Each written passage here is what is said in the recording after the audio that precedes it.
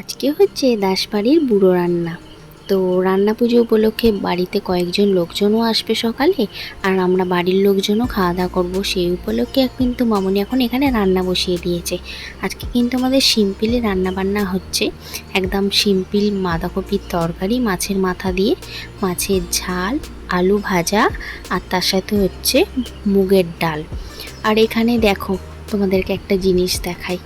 আজকে যে কয়েকদিন ধরেই যেহেতু টানা বৃষ্টি হচ্ছে, সেই জন্যও আমাদের পাশে যে চৌবাচ্চা আছে সেইটা তো জলের চাপ হয়ে গেছে। সেখান থেকে এখানে জল চেয়ে চেয়ে জল আসছে, এই দেখো। তো পাকা বাড়িতেও যদি জল ঢুকে পড়ে সেটা আর কিছু বলার নেই। যাই হোক, কী আর করা যাবে।